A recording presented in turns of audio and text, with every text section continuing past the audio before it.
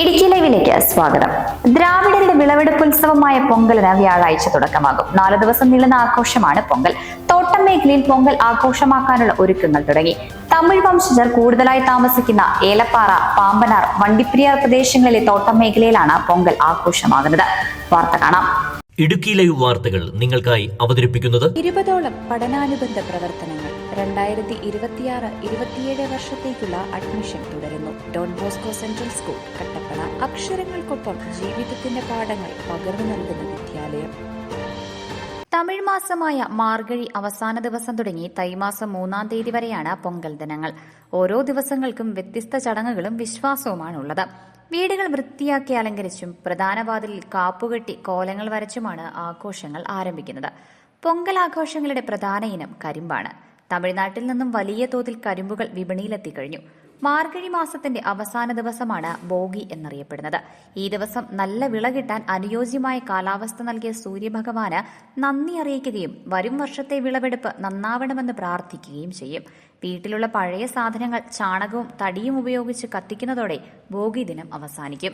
தமிழர் திருநாளாகிய பொங்கல் பண்டிகை இந்த ஆண்டு வியாழக்கிழமை நடைபெற உள்ளதால் ஏலப்பாறை ஏரியாவில் தமிழர்கள் அதிகமாக வசிப்பதால் மிகவும் சிறப்பாக கொண்டாட திட்டமிட்டிருக்கிறார்கள். கொண்டாடிக்கு தயாராக இருக்கிறார்கள். ஆகவே பொங்கலுக்கு தேவையான கரும்பு மற்றும் பல வகைகளும் சர்க்கரை வகையான நெல்களும் மளிகை கடையில் ஏராளமாக கொண்டாடும் உள்ளன.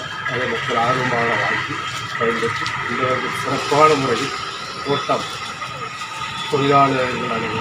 പ്രധാന ആഘോഷമായ തൈപ്പൊങ്കൽ തൈമാസം 1-ാം തീയതിയാണ് ആഘോഷിക്കുന്നത്. തൈപ്പൊങ്കൽ ദിവസം പ്രത്യേക പൂജകളും ഉണ്ടാകും. മുറ്റത്ത് വർണ്ണാഭമായ കോലമൊരുക്കും. കോലത്തിന് സമീപം അടുപ്പുകൂട്ടി അരി പാലിൽ വേവിക്കും. അരി, കരിമ്പ്, പഴം, നാളികേരം എന്നിവ സൂര്യന് സമർപ്പിക്കും. വീട്ടുകാർ പുത്തൻ വസ്ത്രങ്ങൾ ധരിക്കുകയും സമ്മാനങ്ങൾ കൈമാറുകയും ചെയ്യും. 3-ാം ദിനം മാട്ടുപൊങ്കലാണ്. മാട്ടുപൊങ്കലിന് കന്നുകാലികളെ കുളിപ്പിച്ച് ഭസ്മവും വർണ്ണപ്പൊടികളും അണിയിച്ച് അലങ്കരിച്ച് പൂജകൾ നടത്തും. ഭഗവാൻ ശിവൻ തന്റെ വാഹനമായ നന്ദിയെ ശപിച്ചുവെന്നും തുടർന്ന് നന്ദി ഭൂമിയിലെത്തി കർഷകരെ നിലമുഴാൻ സഹായിച്ചുവെന്നും വിശ്വാസമുണ്ട്. ജല്ലിക്കെട്ട് നടക്കുന്നതും ഈ ദിവസമാണ്. 4-ാം ദിവസം കാണും പൊങ്കൽ എന്ന ആഘോഷമാണ്. ബന്ധുക്കളും സുഹൃത്തുക്കളും ഒത്തുകൂടുകയും സമ്മാനങ്ങൾ കൈമാറുകയും ചെയ്യുന്ന ദിവസമാണിത്. തമിഴ് പുതുവർഷ ആരംഭം കൂടിയാണ് Pongal. Idukki live news Peermade. Idukki live വാർത്തകൾ നിങ്ങൾക്കായി അവതരിപ്പിച്ചത് കോടമഞ്ഞും നൂൽമഴയും പെയ്തിറങ്ങുന്ന മലയോരങ്ങളിൽ പുതിയ അക്ഷരപ്പുലരി. Don Bosco central school, Kattappana. Salesian വൈദികരുടെ നേതൃത്വത്തിൽ പ്രവർത്തിക്കുന്ന CBSE സീനിയർ സെക്കൻഡറി സ്കൂൾ. വിശുദ്ധ ഡോൺ ബോസ്കോയുടെ സ്വപ്നങ്ങൾക്കൊപ്പം മൂല്യബോധമുള്ള യുവതലമുറയെ വാർത്തെടുക്കുന്ന വിദ്യാലയം.